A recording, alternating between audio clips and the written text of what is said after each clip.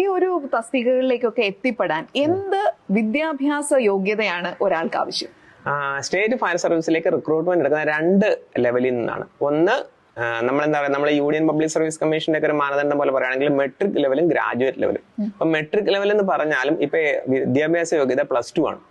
അപ്പൊ അങ്ങനെ +2 യോഗ്യത ആക്കിക്കൊണ്ട് ഫയർമാൻ, നിലവില് ഫയർമാൻ എന്ന മുൻപ് അറിയപ്പെടുന്ന ആ തസ്തിക, ഫയർ ആൻഡ് റെസ്ക്യൂ ഓഫീസർ എന്ന പേരിൽ ഇപ്പൊ അറിയപ്പെടുന്ന ആ തസ്തികയിലേക്ക് ഈ ഫയർമാൻ ആയിട്ടും അതുകൂടാതെ വാഹനങ്ങൾ ഓടിക്കുന്ന ഹെവി ലൈസൻസ് ഉള്ള ക്വാളിഫൈഡ് ആയിട്ടുള്ള ആളുകൾ ഡ്രൈവർമാരായിട്ട് റിക്രൂട്ട് ചെയ്യപ്പെടുന്നു. +1 +2 ഇന്ന വിഷയത്തിൽ തന്നെ വേണമെന്ന് വല്ല നിർബന്ധം ഇല്ല. നിലവിലെ ഫയർമാൻ റിക്രൂട്ട്മെന്റിൽ അങ്ങനെ ഒരു മാനദണ്ഡം ഇല്ല. എനി സബ്ജക്ട് ഹ്യൂമാനിറ്റീസ് പഠിച്ചവർക്കും തീർച്ചയായിട്ടും. അതായത് ഈ എൻട്രി കേഡറിൽ എന്താ പറയാ, ഫയർമാൻ ഓർ ഫയർമാൻ ഡ്രൈവർ ആയിട്ട് കയറുന്നതിന് ഈ പറയുന്ന യോഗ്യതയൊന്നുമില്ല. എന്നാൽ ഗ്രാജുവേറ്റ് ലെവലിൽ ഉള്ള ഓഫീസർമാർ, അവരാണ് ഡയറക്ടർ ജനറൽ തൊട്ട് താഴെ വരെ